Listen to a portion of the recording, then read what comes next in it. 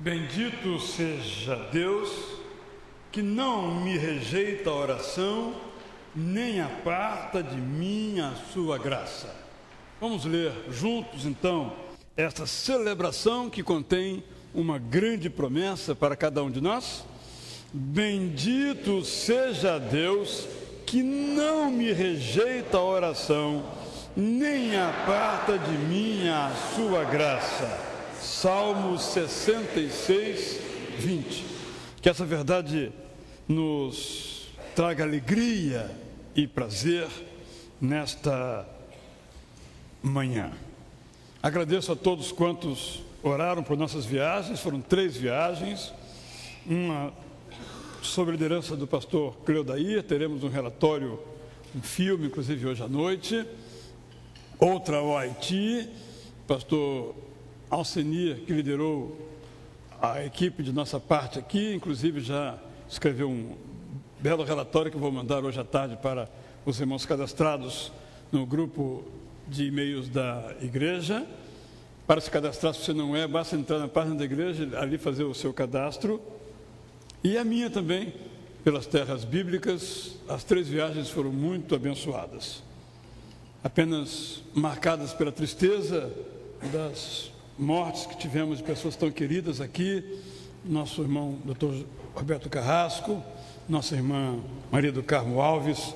Foram tempos para mim de tristeza ao ser informado destas passagens, dessas mortes, desses falecimentos. Sem dúvida alguma, enlutou a todos nós, pessoas tão queridas, tão conhecidas que eram, trazendo sofrimento para suas famílias e também para nós. Afora essas contingências tristes, todos fizemos boas viagens, retornamos cada um ao seu tempo, cada um fazendo o seu percurso. Com relação a Israel, só devo dizer uma palavra. Pastor Joel esteve lá também, algumas famílias aqui da igreja. É que se você puder um dia ir, a irmã Heloísa está ali, não deixou cair a peteca não. Quando fomos lá em Petra, uma descida de mais de 400 metros, ladeira abaixo, ela estava na frente, na volta também. A peteca não caiu, né? Muito bom. Vale a pena, investimento muito bom. Alguns da igreja já foram em outros momentos. Vale a pena o conhecimento que nós adquirimos nessas viagens. O texto bíblico deixa de ser em baixo relevo para ser em alto relevo, né? Sobe assim, o Nelson também já esteve lá. Realmente, quem puder ir um dia planejar, fazer uma poupança semanal, eu sei que não é para todos, é um valor bastante alto, mas quem tiver essa condição, vale a pena. Hoje no rádio o Marcos Lima disse do cofrinho, né? Então já põe lá no cofrinho, vai separando isso aí para essa finalidade. Irmã Zélia também já foi, várias igrejas já foram, de fato vale muito a pena. Estamos aqui então com nossos projetos para esse ano. Quero sublinhar a nossa leitura da Bíblia. É um vai e vem, é meio confusazinha, né? Vai para cá, vem para lá, mas tentando dar um panorama o mais cronológico possível para entendermos, porque os livros da Bíblia não estão em ordem e nem os livros internos estão em ordem. Marcos não está em ordem, João não está em ordem, Gênesis está mais ou menos em ordem, Deuteronômio não está em ordem, porque o conceito de história é diferente do nosso conceito hoje. Então nós tentamos nesse trabalho, contém ainda imperfeições, pretendo melhorá-lo para o ano que vem, mas os roteiros terminaram, que é um bom problema. Vamos providenciar então mais. Essa semana, domingo que vem, nós já teremos aqui mais exemplares. Quantos queriam o roteiro e não conseguiram? Ok? Só para a gente ter a noção de quantos exemplares ainda nós faremos. E o outro é o nosso culto dos formandos, é 26 de fevereiro. Por que já estamos falando sobre isso? Porque nós queremos fazer desse culto um tempo de muita gratidão, mas um tempo também de evangelização. Então, se você tem um amigo que se formou, convide a vir à nossa igreja, participar desse culto. Um familiar, mesmo que não seja participante de nenhuma igreja, quem sabe nesse dia ele vem. Queremos fazer uma coisa solene, como se fosse uma formatura, abrangendo todas os graus, desde o primeiro grau, ensino médio, superior, pós-graduação, lato sensu, stricto sensu, mestrado, doutorado, não importa, um curso de aperfeiçoamento profissional. Você fez esse ano, completou esse curso, quer dar graças a Deus, venha. Vai ser um momento de enlevo, uma época um pouco difícil, que é logo no domingo após os feriados momescos, mas eu acho que vale a pena e acho que vamos ter isso aqui totalmente lotado na noite para celebrarmos a Deus, não é? Por esse tempo que cada um conquistou e já fizemos uma prévia aqui, foi muito bom. Então, esses 2 momentos, e precisamos que você se inscreva quem vai participar, para que nós preparemos convites adequadamente, nos organizemos como igreja para isso, para fazermos uma coisa inesquecível para os que vão participar. Amanhã, então, teremos culto normalmente, com o pastor Alcenir, às 19 horas. E na quarta-feira, nós vamos ter um projeto novo com o pastor Alcenir, que é a leitura da Bíblia em voz alta. Eu fiz isso na primeira semana, sem planejar, o grupo estava lá, e foi muito bom. Lemos em 3 versões diferentes, lemos alguns salmos, e aquilo enriqueceu muito a leitura de cada um de nós. Então a ideia é de 4 às 6, 16 às 18 horas, portanto, o pastor Alcenir vai conduzir uma leitura em voz alta de todas as leituras da semana. Então, naquela quarta-feira, tudo a ser lido naquela semana vai ser apenas lido em diferentes versões, conforme o tempo disponível. E às 19 horas, ele e eu continuaremos nossa classe de tira dúvidas dos textos bíblicos daquela semana. Então, se você não trabalha de tarde, está em casa na quarta-feira, vem emprestar a sua voz, vamos ler em voz alta, vamos abençoar uns aos outros. Eu penso que vai ser um projeto do pastor Alcenir muito bom, uma ideia que ele teve e excelente. Eu acho que vai contribuir para que o texto bíblico fique cada vez mais vivo no coração e na alma de cada um de nós. E logo em seguida, às 19 horas, culto sobre a liderança do pastor José Maurício, como já temos feito sempre aqui. Apenas o boletim saiu com alguns equívocos, mas a ordem certa é segunda-feira, 19 horas, e no domingo, na quarta-feira, do mesmo horário, na segunda com o pastor Alcenir e na quarta com o pastor Zé Maurício. Pergunto se há entre nós algum irmão, alguma irmã que completou o aniversário de nascimento, casamento, batismo ou alguma outra data importante na sua vida. Queremos dar graças a Deus, então, por você. Alguém nessa felicíssima condição? Só se levantar. Irmão Nelson, dos Santos, aniversário de nascimento? Isso, parabéns, então. Depois da saudação, os irmãos da oração não podem vir aqui dar um abraço no Nelson, né? Está aqui conosco na igreja há quantos anos, Nelson? 4 anos. 4 anos. Você acha isso muito ou pouco? Pouco. Pouco. Mas ainda falta mais 30 pela frente, fique tranquilo. Tá bem? Parabéns então para você. E aqui temos o casal completando quantos? 34. 34. Você é mais velho do que eu, hein, rapaz? Eu sabia. Viu como eu sou novo, garotão, você é de terno, então você é mais velho. E tal. Na idade eu estou na frente dele e no casamento ele está na minha frente. Aí fazemos um. Tudo bem? 3 anos de casada. 3 anos de casada, isso é muito ou é pouco? É o suficiente. É o suficiente, por enquanto. Mas virou mais 50 pela frente aí, tá bem? Há entre nós alguém que pela primeira vez participa do nosso culto, vem nos dar a alegria de sua presença. Se houver, fique em pé, por favor. Alguém que pela primeira vez está conosco aqui? Alguém? Vamos nos colocar em pé, irmãos. Vamos, então, orar. Vamos dar graças a Deus por esses irmãos aqui. E depois vamos nos assentar e alguns podem vir aqui abraçar, perguntar o nome, gravar a data, não pode perguntar a idade, certo? Né? Se eu não falei, não pergunte. Vamos orar. Ó Deus, obrigado, muito obrigado mesmo por estarmos aqui novamente reunidos para te cultuar, como temos feito alguns há 3 anos, outro há muito mais tempo. Nós agradecemos pelas nossas vidas, renovadas mais uma vez nesse dia que o Senhor fez para nós vivermos. E aqui, Pai, também te agradeço por esses irmãos que aqui se encontram, aniversário de casamento, aniversário de nascimento. Eles estão aqui porque reconhecem que chegaram até onde chegaram, porque o Senhor é bom o tempo todo. Nós te rendemos muitas graças por essas vidas todas, a quem tens abençoado em todos estes anos. Receba, Senhor, a nossa gratidão e o nosso culto que fazemos em forma de música, de oração, de leitura da Tua Palavra, de exposição da mesma Palavra. Que ao longo deste culto o Senhor possa receber o melhor que nós temos nos nossos corações. Assim oramos em nome de Jesus.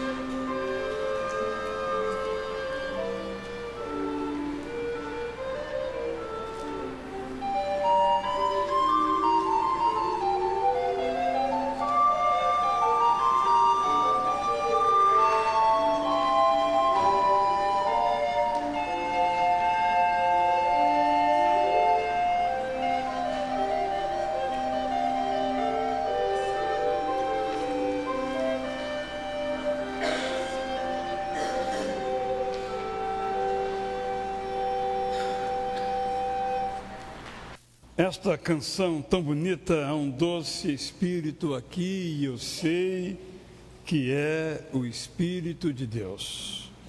Já podemos todos perceber a presença de Jesus, o Salvador. Ao mesmo tempo, a poetisa faz um convite. Que esta doce e santa presença, vindo sobre nós, nos encha do poder de Deus. Vamos ficar em pé e vamos então cantar essas duas músicas que aqui temos indicadas.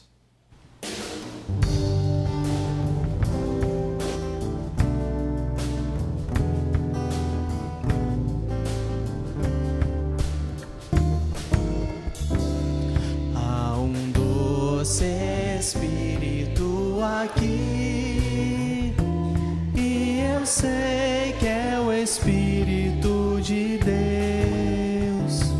Já podemos todos perceber a presença de Jesus, o Salvador. Doce presença,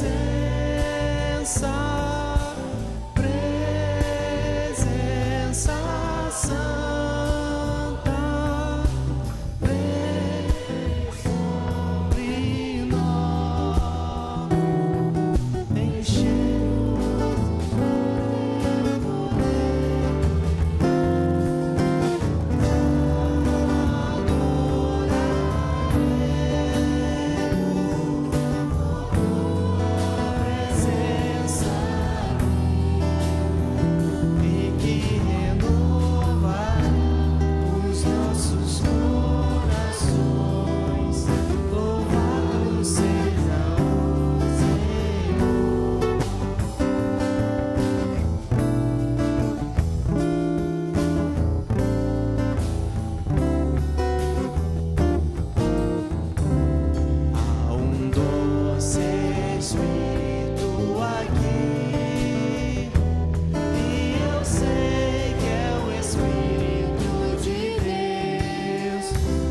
já podemos todos perceber a presença de Jesus, o Salvador. Doce presença, presença santa, vem sobre nós, enche-nos do teu poder, te adoraremos por tua presença aqui, e que renovará os nossos corações. Louvado seja o Senhor, e que renovará os nossos corações. Louvado seja o Senhor.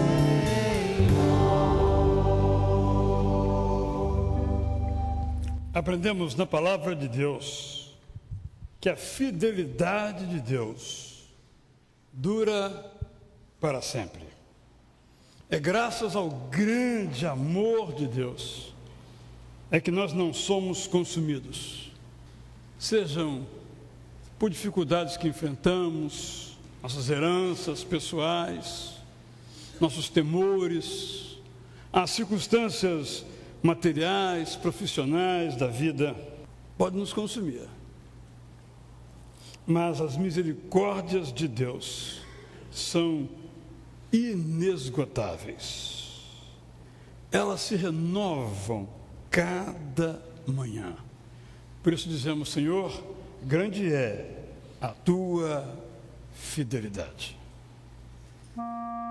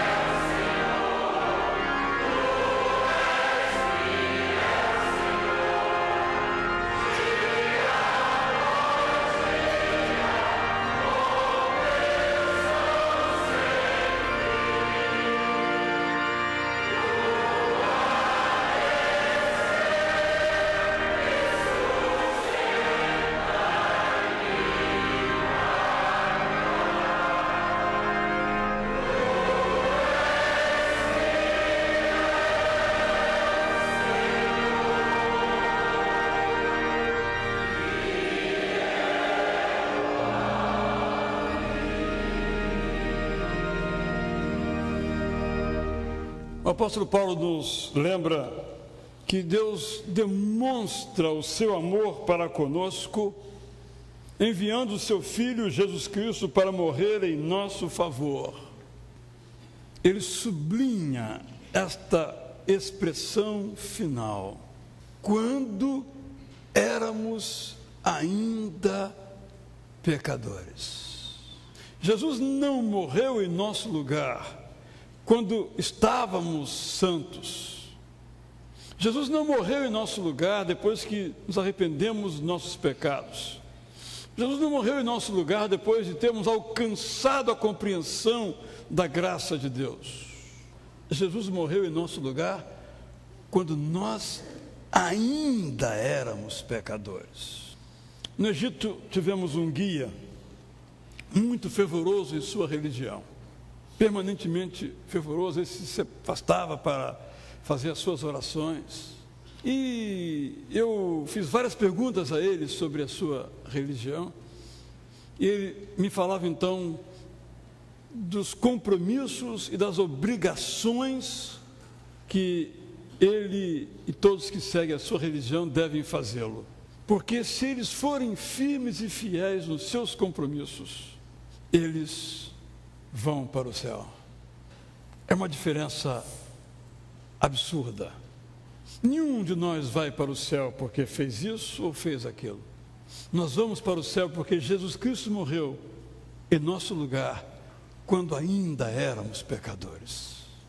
Essa é a verdade que vamos cantar, esta oração que vamos entoar agora. Graças dou, ó Pai, pelo preço que o Senhor pagou. Foi com um sacrifício de amor que Jesus, o ungido de Deus, nos comprou. Para tanto, teve que receber os cravos que deviam ser cravados nas nossas mãos. Deu-nos o perdão, restaurou a nossa comunhão com Deus. Essa é a história de Jesus antes da ressurreição. Agora, digno está ele sobre o trono, ao lado do soberano Criador. Por isso, levantamos as nossas vozes e as nossas mãos para celebrar o Cristo que morreu em nosso lugar, o Cordeiro de Deus, como diz João Batista, que tira o pecado do mundo, tirou os nossos pecados, que não pesam mais sobre nós. Não temos que fazer nada para merecer o amor de Deus. Foi-nos dado quando sequer ainda amávamos a Deus. Vamos cantar então assim.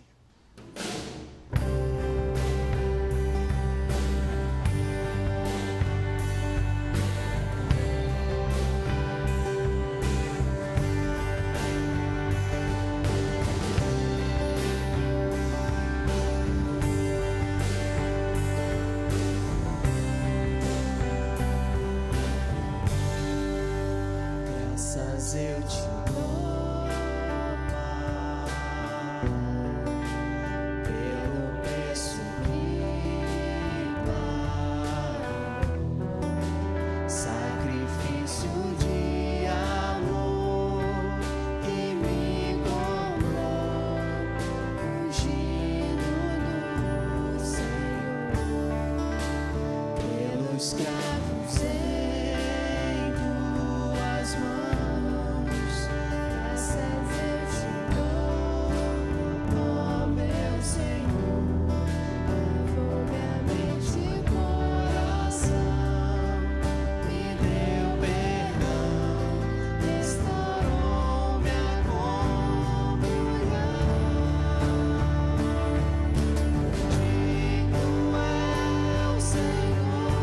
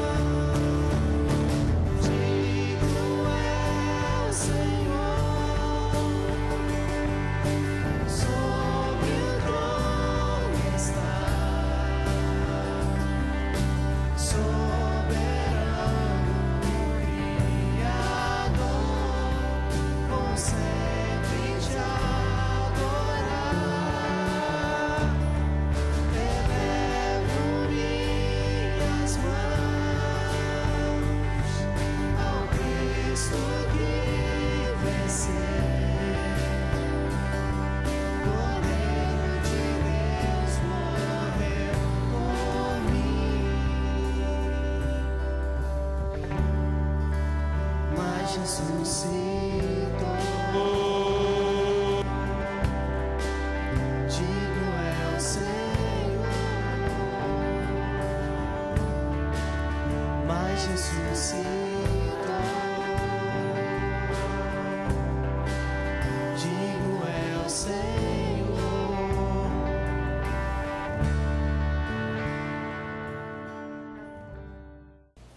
Nós teremos um instante, vamos cantar uma música.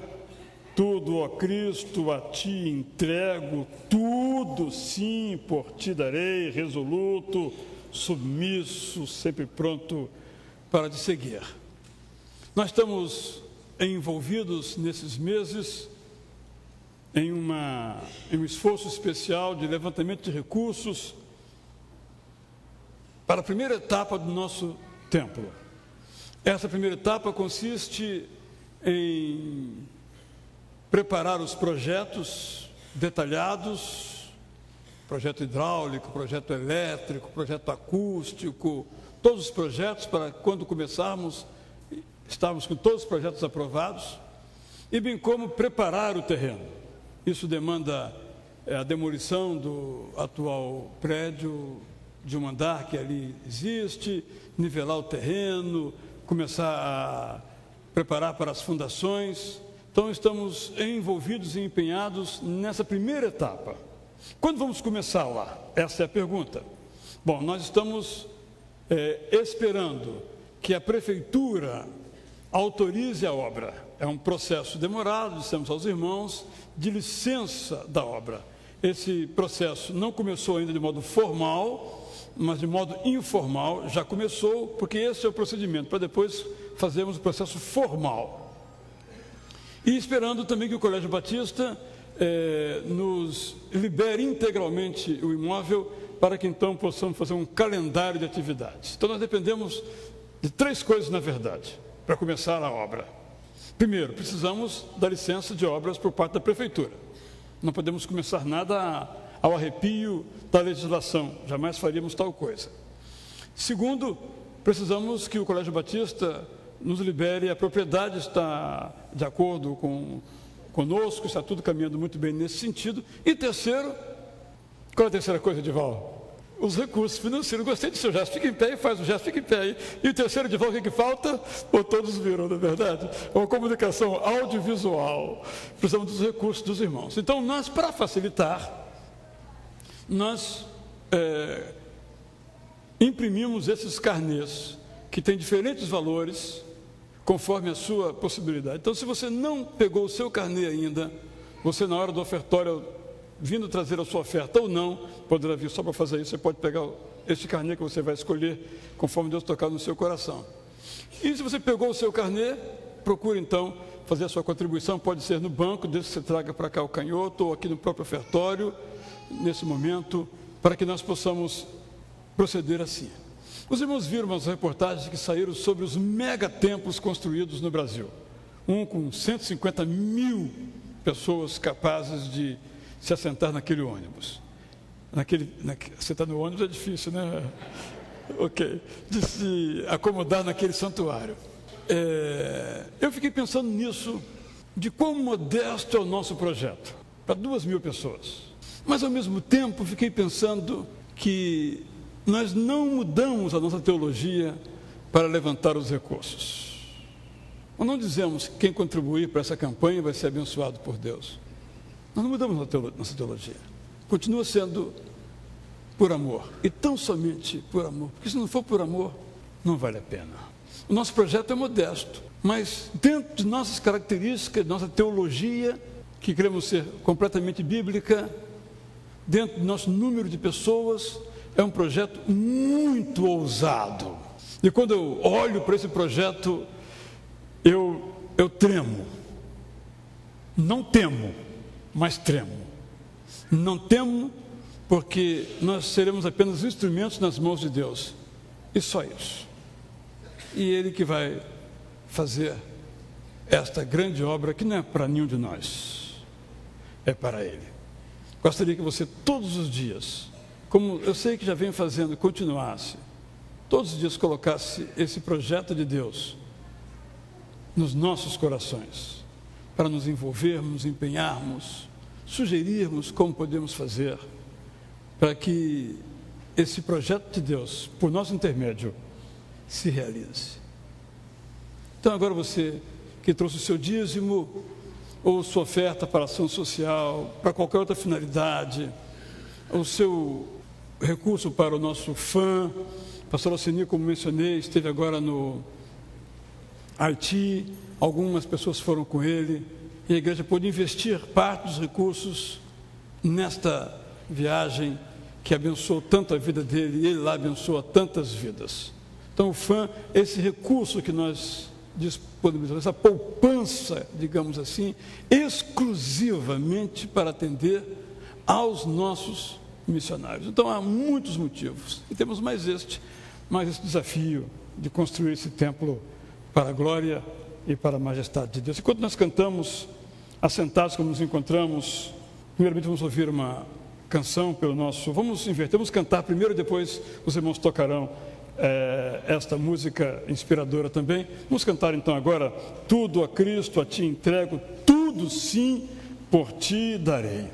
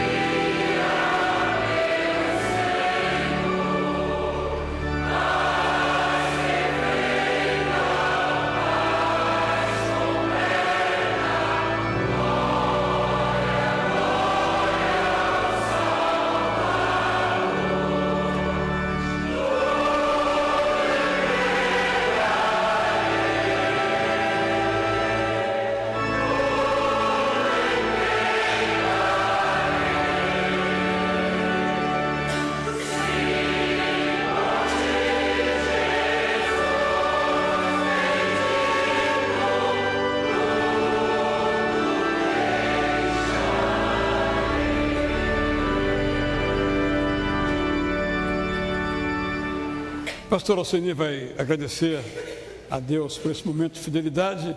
Logo em seguida, os irmãos poderão levar as salvas e o nosso conjunto de flautas, então, nos inspirar com uma música. Oremos, então. Pai amado, nós queremos te agradecer por tudo que tu tens feito em nossas vidas.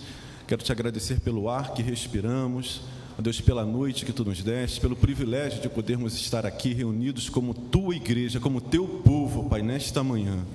Ó Deus, aceita as nossas ofertas, porque são gestos de consciência, Pai, de que Tu tens nos dado tudo e o que nós podemos fazer é devolver um pouco de tudo isso que Tu tens nos dado.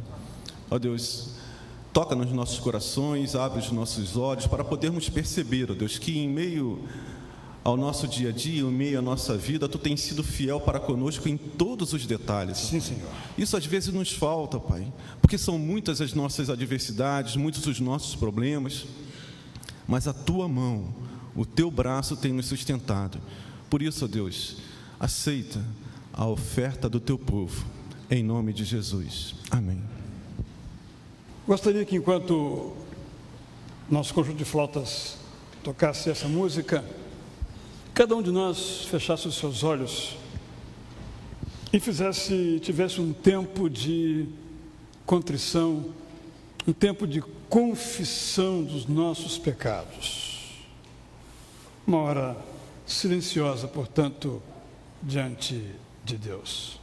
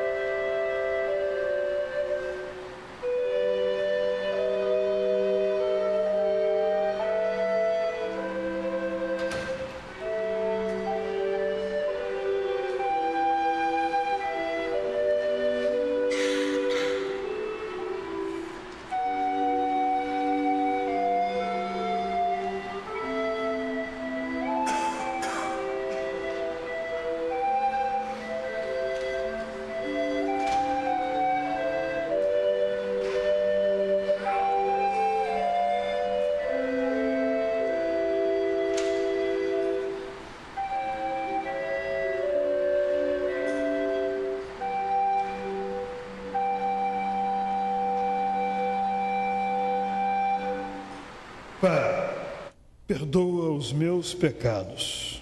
Já os confessei, agora te agradeço pelo perdão que me dás. Pai, eu te rogo também pelo perdão que concedeste a cada filho, cada filha do Senhor. Que nesse momento também, na sua oração, cada um particular, confessou, te pediu perdão. Bom, Senhor, saber que nos perdoas. Mas mais do que isso, Pai, ainda também te pedimos que nos ajudes a não pecar mais. Tu Quiseste que fôssemos santos. Não temos sido. Ajuda-nos, Senhor, a alcançar a santidade que Jesus alcançou. Oramos assim, ó Deus, em nome de Jesus. Vamos então prosseguir. Pastor Zé Maurício vai conduzir agora esse momento em que vamos apresentar a Ele as nossas orações, nossos pedidos, na certeza que Ele nos escuta. O texto que temos aqui nos fala sobre a fidelidade de Deus que permanece sobre as nossas vidas. Leitura de Hebreus, capítulo 10, versos 19 a 23, porque o nosso Deus é um Deus que ouve assim as nossas orações. Vamos fazer esta leitura e logo a seguir nós vamos cantar o hino 375 do Inário para o Culto Cristão, Ouve-nos, Pastor Divino. Eu tenho certeza que nesta manhã Deus tem falado ao nosso coração, desde o início do culto, pelas músicas, pelos textos, pela música instrumental, mas Deus também nos fala, às vezes no momento da contrição, no momento da dor, da tristeza. Deus fala-nos de muitas maneiras, e o autor sacro então, na sua inspiração, ele nos ajuda a compreender que Deus está sempre pronto a nos ouvir em qualquer circunstância da nossa vida.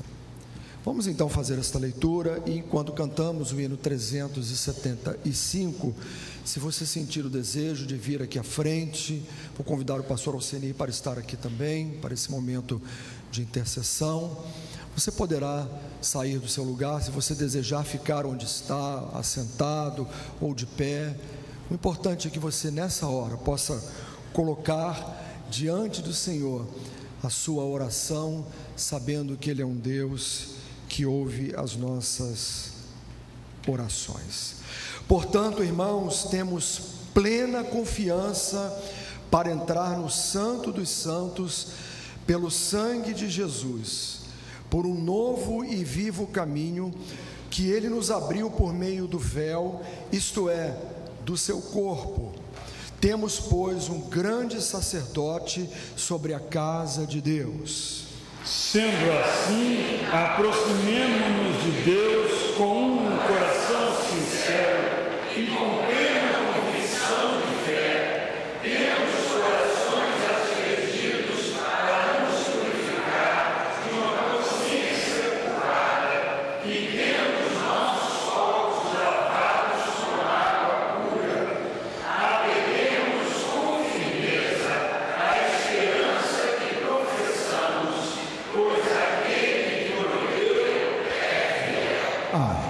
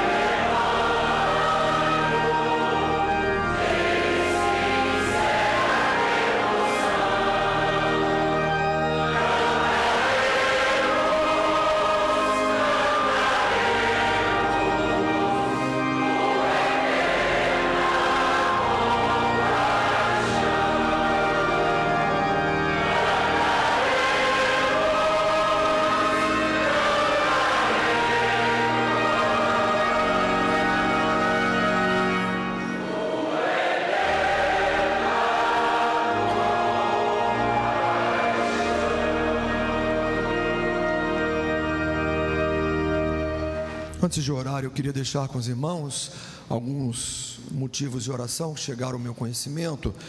O irmão João Gustavo, que ali está, telefonou-me ontem pedindo orações desde o Natal, que ele não vem se sentindo bem, mas ele conseguiu vir à igreja hoje. Eu disse: pode ficar assentado, mas ele está de pé assim, numa atitude de adoração ao Senhor. Deus abençoe, João Gustavo, a sua vida. Vamos continuar orando por você. Também a nossa irmã Dinaura, sua família que está, ela perdeu um irmão, Dejair, na sexta-feira, quinta-feira, de quinta para sexta-feira.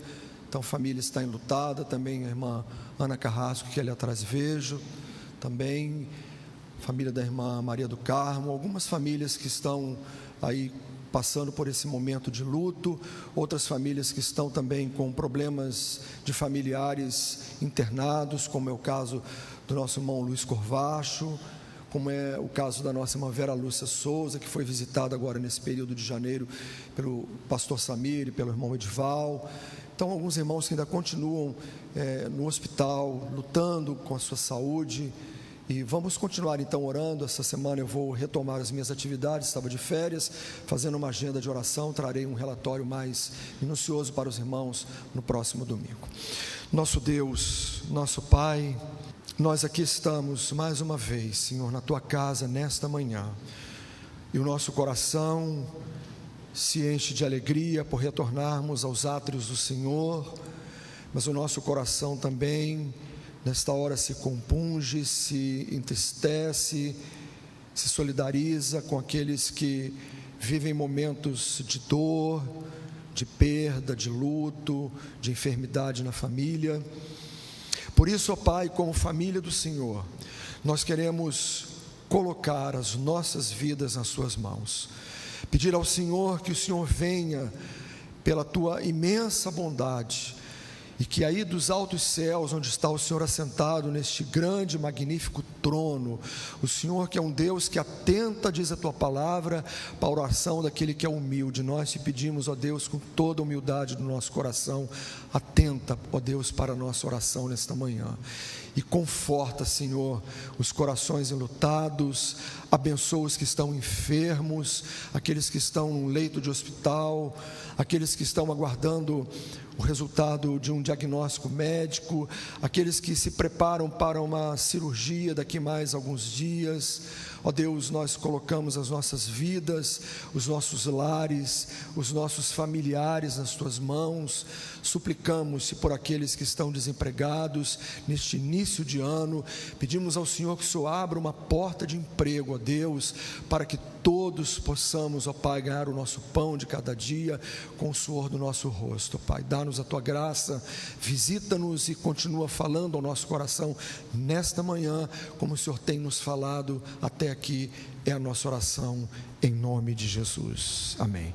Nosso programa de culto diz que a fidelidade de Deus se manifesta também por ter nos deixado a Sua palavra para guiar os nossos passos, e transcreve uma oração que encontramos no Salmo 119, que na verdade todo salmo é uma coletânea de orações. Todas as seções desse salmo são palavras dirigidas a Deus, e esta é uma, do Salmo 119, 56.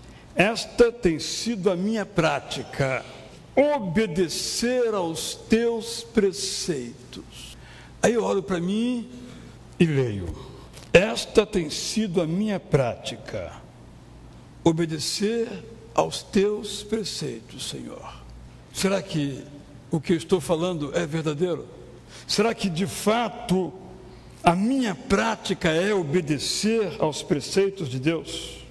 Quero então nesta manhã e também à noite, Deus assim me permitindo, trazer duas mensagens sobre o mesmo tema, sobre a palavra pura, 7 vezes refinada, a palavra de Deus, como lemos no Salmo 12, 6.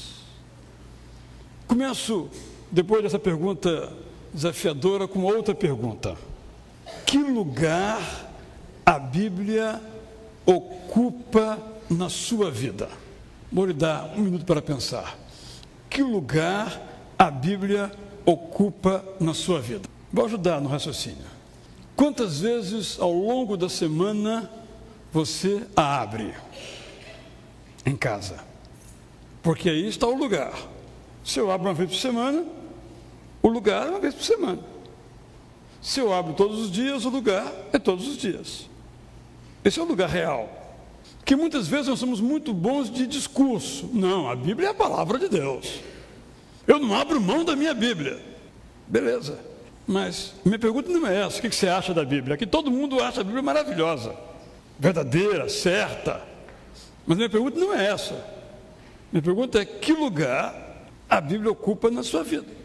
Porque aquilo que você diz, se não se aplica no dia a dia, é da boca para fora. Não é verdade? Quem aqui é casado sabe assim. Você fala para sua esposa: eu te amo. Ela fala: eu quero ver isso na prática. Porque dizer eu te amo é até bacana, bonito, romântico, mas não alimenta o amor. Não, a Bíblia é a palavra de Deus. Lutero ensinou que a Bíblia é a inspirada palavra de Deus e que nós nos baseamos como nossa regra de fé e prática. Assinamos embaixo. Mas é tão bom esse livro que nem sequer o abrimos. Por isso a minha pergunta, queria que você pensasse nela. Eu faço essa pergunta a minha. Eu que sou pregador da Bíblia, que lugar a Bíblia ocupa na minha vida? Outra pergunta: o que você faz com a sua Bíblia? Eu não me refiro ao objeto físico, impresso ou eletrônico. Eu me refiro ao significado, ao conteúdo, ao valor dela na sua vida. Jeremias disse uma expressão muito bonita. Jeremias 12:6. Eu tenho que dar o contexto em que Jeremias fala essa expressão. Hoje nós dispomos de muitos exemplares da Bíblia em casa. Eu garanto que aqui a maioria, ou todo mundo, tem pelo menos uns 3 exemplares da Bíblia em casa. Talvez 1 ou 2 só tenha um, ou um não tenha nenhuma. É fácil, a Bíblia custa barato, as Bíblias mais simples custam barato, são dadas. Mas no tempo de Jeremias, não era assim. A tecnologia de reprodução em massa não existia. O máximo a reprodução era através de copistas. Eram quase cópias individuais. E ao tempo de Jeremias eram tão poucas as cópias que sumiram todas. O rei Josias mandou procurar pelo reino todo um exemplar. Quem que tem um exemplar do Pentateuco, a Torá, os 5 primeiros livros da Bíblia, Gênesis, Êxodo, Levítico, Número e Deuteronômio? E não se achou. Até que um mais persistente, um mais insistente, com o apoio da profetisa Hulda, encontrou. E foi uma festa, uma celebração. Finalmente encontraram a Bíblia, no caso, o Pentateuco, a Torá. Então, Jeremias diz assim: achadas as tuas palavras, logo eu as comi. As tuas palavras me foram gozo e alegria para o coração, pois pelo teu nome sou chamado ao Senhor, Deus dos exércitos. Encontradas, achadas as tuas palavras, eu as comi. Muitas vezes eu ouço alguém dizer assim, que devemos pregar mais sobre avivamento espiritual. Todo avivamento verdadeiro começa não com experiências de êxtase. Isso não é avivamento espiritual. Todo avivamento espiritual começa com a leitura séria e profunda e compromissada da palavra de Deus. Eu estou certo, então, que cada vez que entramos na jornada de leitura da Bíblia, agora a 9ª aqui em nossa igreja, nós estamos nos apresentando a Deus para sermos espiritualmente reavivados por Ele, em todas as dimensões da vida, espiritualmente, emocionalmente, materialmente, profissionalmente, relacionalmente, em todas as dimensões da vida. Reavivamento espiritual não é apenas uma maneira de adorar a Deus, é uma maneira de obedecer aos preceitos de Deus aqui nesta palavra. Quero dar então nesta manhã alguns motivos para nós lermos a Bíblia.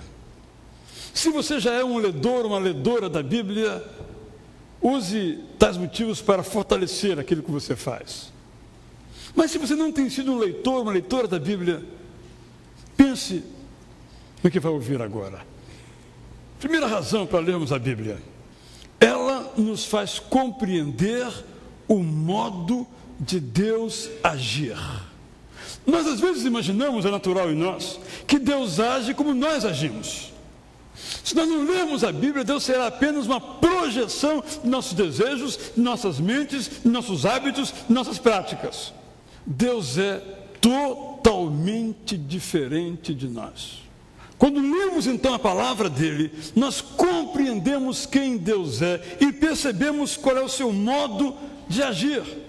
A Bíblia é o registro da ação de Deus em nosso favor. A Bíblia é a biografia da graça de Deus, mesmo naqueles textos que nos parecem ser tão duros. Moisés olha a terra e Deus diz: você não vai entrar. Tem graça nisso? Penso que sim. Penso que foi uma manifestação da graça de Deus para com o povo, ao dar àquele povo um líder mais preparado para o novo momento, mais forte, mais jovem, mais disposto a enfrentar as dificuldades intempéries, e aquele povo com as suas características que parecem ser as nossas. A graça de Deus se manifestou na própria vida de Moisés, quando o poupou de ver aquilo que o povo faria, ao ponto de Josué dizer: vocês têm que escolher o que vocês querem. Eu e minha casa serviremos ao Senhor. E vocês? Depois de tantos anos peregrinando e vendo o amor de Deus em ação, o povo queria ficar com Baal. Interpreto então que a não entrada de Moisés na terra prometida foi um gesto também para com Moisés da graça de Deus. Muitas vezes nós não entendemos Deus. Não entendemos Deus porque lemos pouco a Bíblia. E quanto mais a lermos, mais nós entenderemos quem Deus é. Segundo lugar, nós devemos ler a Bíblia porque a Bíblia nos oferece a verdade. A Bíblia é a verdade sobre Deus. E nenhum de nós descobriria a verdade sobre Deus por nós mesmos. Só descobrimos lendo a palavra de Deus. Mas também a Bíblia é a verdade sobre nós mesmos. Verdade sobre nós mesmos que não descobriríamos por nós mesmos, mas descobrimos pela leitura da palavra de Deus. É por isso que o salmista, Salmo 12:6, diz que as palavras do Senhor são palavras puras, prata refinada em cadinho de barro, depurada 7 vezes. Quantos aqui já viram um cadinho de barro usado para depurar o metal, a prata? É uma imagem muito antiga, já contei isso aqui, não é? O meu pai era dentista, prático, protético, e ele me ensinou a fazer, eu vi como é que se fazia. Pega-se, no caso, o ouro, aqui a prata, coloca-se todo esse cadinho arredondado, com materiais em volta, coloca-se fogo sob esse cadinho, a prata ou o ouro incandesce, ali dentro tem um moldezinho de uma aliança, de um dente que se vai fazer, então depois disso começa-se a girar, até aquele material que era sólido virar líquido e depois de novo amalgamado, sólido outra vez. Se destrói então aquele material que involucra o ouro, a prata, e você tem um produto ali, ouro, as impurezas se ficaram, a prata. É essa imagem que o poeta usa aqui, que a palavra de Deus é como uma prata refinada nesse processo de purificação no cadinho de barro. Mas o meu pai só fazia isso uma vez. Estava pronta a aliança, ou o pingente, ou o dente. Mas a palavra de Deus é refinada 7 vezes. E quando vemos na Bíblia a palavra 7, sabemos que é muitas vezes, quase que indefinidamente, a palavra de Deus é uma palavra refinada pelo próprio Deus, 7 vezes, para brilhar bem, para durar muito, para ser aquela que nos conduz à vida. Se você permitir, então, que este livro fale a você, você vai descobrir qual é o caráter de Deus e vai descobrir, vendo ali, o seu próprio autorretrato. Vocês observaram, leitores da Bíblia que são, que é um livro de histórias. História de Abraão, história de Noé, história de Moisés, história de Enoque, história de Elias, história de Davi, história de Eliseu, história de Paulo, história de Pedro. A Bíblia é um livro de histórias e de orações. O resto é enredo. Mas quando eu pego uma história desta, eu vejo que essa história não é sobre alguém que viveu há 3.000, 2.000 ou 1.000 anos. Eu vejo que essa história é sobre mim. Eu me vejo no espelho. Você se vê no espelho. Mais ou menos como a história de Natã e Davi. Davi cometeu o pecado do adultério com Batseba. Vem o profeta Natã e conta uma história. E Davi fica indignado com aquela história. Como é que aquele cara era tão cafajeste de fazer o que fez? Se eu pudesse, eu pegava esse cara agora, me encontra onde ele mora, eu vou lá, vou detoná-lo agora. Natã diz, pois bem, esse personagem, Davi, é você. Então, esses homens e mulheres, alguns cruéis, terríveis, pecadores, adúlteros, infiéis, outros generosos, bondosos, fiéis, são os nossos retratos, que nos ajudam a ver quem nós somos. Davi ou Paulo, Abraão ou Jacó. Mas, ao mesmo tempo, é um retrato de Deus. Veja a história de Abraão. O que é que Deus fez com ele? Vamos observar a trajetória e o processo em que Abraão se tornou o pai da fé. Está ali o nosso caminho. Veja o que Deus fez com Davi. Toda a história de Davi. Algumas coisas admiráveis da vida de Davi, outras abomináveis da vida de Davi.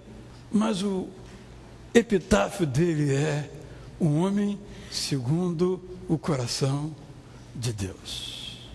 Veja o que Deus fez com Paulo, perseguidor dos cristãos, e agora alguém que se identificava como um cristão, passando a pregar a mensagem de Cristo. Deus que fez isso com Abraão, com Davi, com Paulo, é o mesmo que faz isso comigo e com você. Quando eu leio então a Bíblia, eu descubro quem Deus é. Eu descubro quem eu sou. E melhor, eu descubro quem eu posso ser. Leamos a Bíblia. Nós devemos também, em terceiro lugar, ler a Bíblia, porque ela nos torna solidários com todos os seres humanos. Eu não sou melhor que Lameque. Eu posso ser Lameque. Eu posso ser Caim. É por isso que o gênero preferido da Bíblia é exatamente este, o de narrar acontecimentos reais, que realmente aconteceram, a pessoas reais, numa história real. Alguns se horrorizam, por exemplo, em ler o livro de Juízes. Só tem maldade, só crueldade, exceto uma coisa ou outra.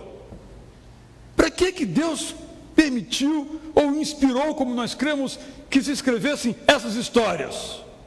Porque a nossa história, a minha, a sua história, é uma história real, com acertos, com erros, com avanços, com retrocessos, com ganhos, com perdas. A Bíblia não poderia ser diferente. Quando então eu leio a Bíblia, eu não me sinto só no meu pecado. Quando eu leio a Bíblia, eu não me sinto só no recebimento da graça de Deus. Antes de mim, muitas outras pessoas, algumas biografadas nesse livro, experimentar as mesmas coisas que eu venho experimentando. Quarto lugar, nós devemos ler a Bíblia para permitir que Deus nos mentoreie, nos lidere, nos dirija, nos conduza, nos ensine. A Bíblia, fiquemos bem com isso, fixemos bem isso, foi escrita para nos ensinar a viver, porque nenhum de nós o sabe. Pela Bíblia, Deus nos pastoreia. Como escreveu o salmista, ele é lâmpada para os meus pés na caminhada da vida. A Bíblia nos foi escrita para nos preparar para as desventuras da vida, para os acontecimentos tristes de nossa própria vida, como o luto, ou a escassez de qualquer natureza, ou a enfermidade nossa ou de alguém em nossa família. E aqui vou fazer uma coisa sobre a qual eu tenho pensado. Nós, pastores, lidamos com o sofrimento dos irmãos, em grau maior ou menor.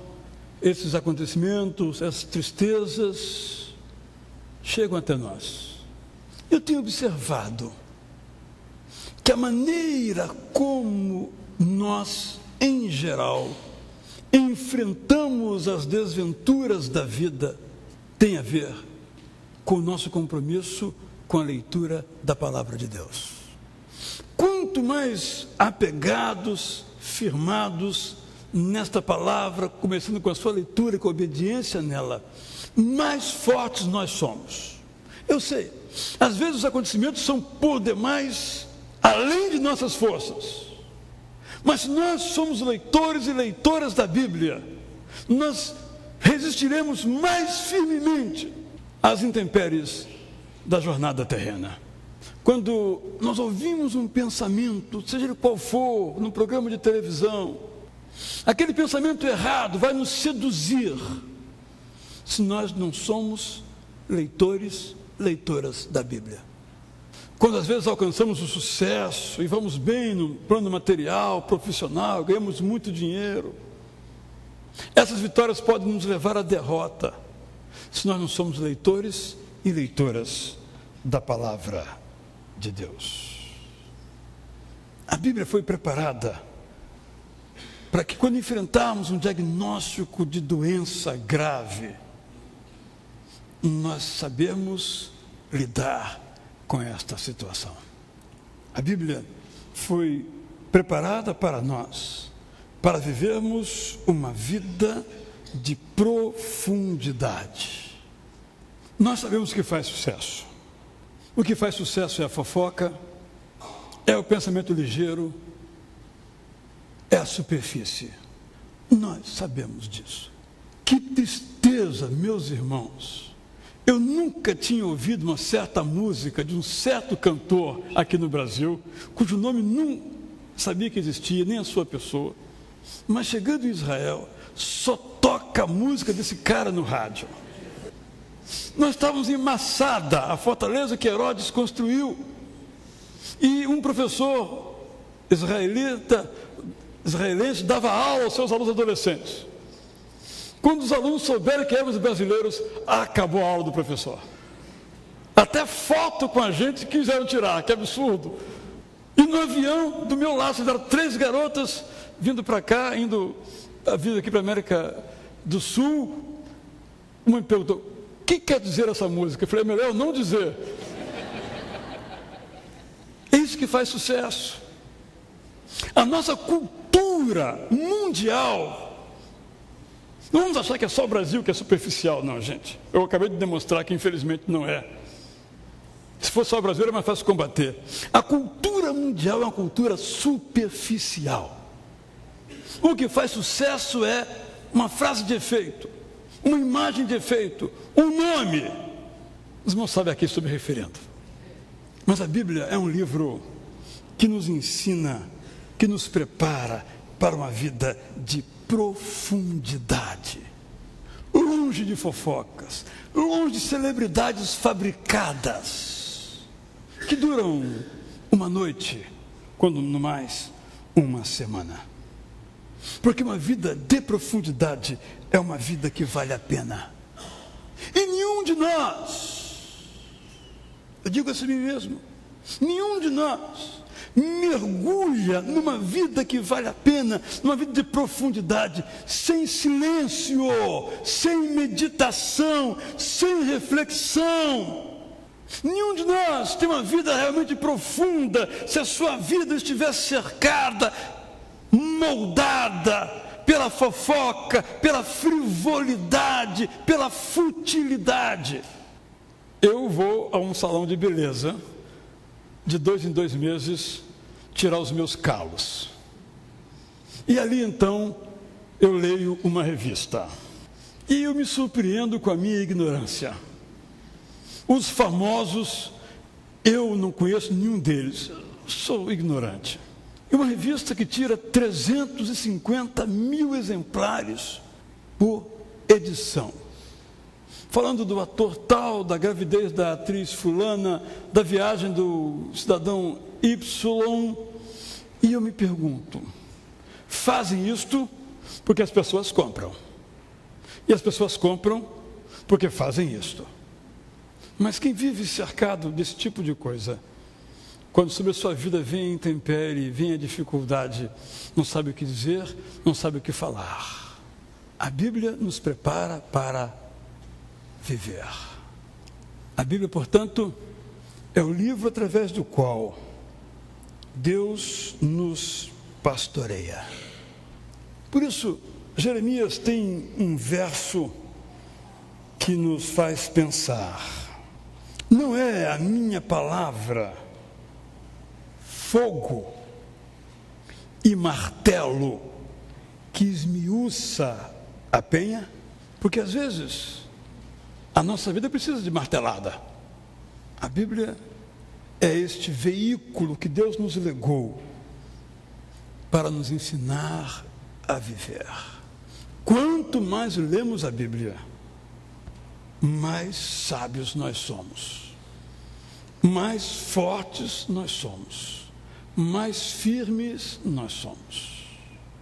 Mas às vezes nos esquecemos, vou usar uma expressão aqui, de fazer uma poupança espiritual. Às vezes vivemos de tal modo, meus irmãos, vamos ser francos, estão as coisas tão bem que não sentimos necessidade de orar. Mas está indo bem, na família, no trabalho, no estudo. Então eu estou introduzindo aqui a ideia da poupança espiritual. Mas e amanhã? Vai estar como? Se eu não leio hoje quando estou bem, como é que eu vou enfrentar os reveses, as adversidades, as agruras, as amarguras da vida amanhã? Eu tenho que ler hoje quando estou bem. Estou saudável, estou sábio, estou forte, estou atento, estou vivaz. Eu vou acumulando uma sabedoria espiritual, uma confiança mais forte em Deus, para que quando vier a dificuldade que não avisa, eu esteja forte para resistir aos dias maus. Quanto tem na sua poupança espiritual? Está ralinha lá a sua caixinha de sabedoria, de graça, de presença de Deus, de força do Espírito Santo. Seu cofrinho espiritual, para usar a imagem do Marcos Lima hoje no programa de rádio, está vazio. Você pode balançar assim que não tem nenhuma moedinha lá dentro. Eu quero estimular você, e aqui termino, a fazer a sua poupança espiritual. Lendo a Bíblia hoje, quando as coisas vão bem. Porque não preciso dizer para você ler a Bíblia quando as coisas não vão bem. E a gente lê muito a Bíblia quando as coisas não vão bem, a gente ora muito. Nem precisamos dizer, ore meu irmão. A gente ora, a gente lê a Bíblia para buscar a resposta. Eu estou falando para aqueles que estão bem. Vamos ler hoje, fazer a nossa base, nossa poupança espiritual. Porque a Bíblia é este livro de Deus. Recapitulo então as 4 verdades que quis anunciar hoje. Primeira, lendo a Bíblia, nós compreendemos o modo de Deus agir, radicalmente diferente do nosso. Segundo, nós temos contato com a verdade pura, 7 vezes refinada no cadinho de barro. Terceiro, quando lemos a Bíblia, nós nos tornamos solidários, iguais a homens e mulheres do passado, que vivendo os mesmos dramas do passado, puderam encontrar as vitórias que vieram de Deus, como nós também podemos experimentar. Quarto, quando lemos a Bíblia, nós permitimos que Deus nos mentoreie. Vou usar uma expressão inadequada, mas é da cultura brasileira. Quando nós lemos a Bíblia, nós deixamos que Deus nos faça a cabeça. Quando não lemos, qualquer coisa faz a nossa cabeça. Coisas boas e coisas ruins, geralmente ruins. Mas quando lemos, nós somos refinados, fortalecidos. Este é o recurso que Deus nos legou. Qual é o lugar, então, que a Bíblia ocupa na sua vida? Qual o lugar, participando conosco desse culto, vai ocupar a Bíblia na sua vida? À noite eu vou continuar. Se você puder vir, terei prazer em acrescentar alguns outros conceitos mais práticos. Como, então, ler a Bíblia? De modo que seja algo que faça da sua vida uma vida sólida. Porque a palavra de Deus é lâmpada para os nossos pés e luz para os nossos caminhos. Qual vai ser o lugar, a partir de hoje, que vai ocupar a Bíblia na sua vida? Vamos ficar em pé, então, e vamos cantar esta oração de nosso irmão Irã Rolo Júnior, ex-ministro de música aqui em nossa igreja. O que sou e tudo o que possuo, eu entrego para te servir. Meu tempo. Eu não leio a Bíblia porque eu não tenho tempo. O que sou e tudo o que possuo, eu entrego para te servir. Quero ser um instrumento usado por ti, Senhor. Eis-me aqui, eis-me aqui. Eu não vou fazer nenhum apelo. Você vem à frente para dizer, agora eu vou ser um leitor da Bíblia. Ou vou ler mais ainda e melhor ainda. Não vou fazer isso. Porque eu deixo o apelo no seu coração. Qual é a sua resposta? Vamos cantar então.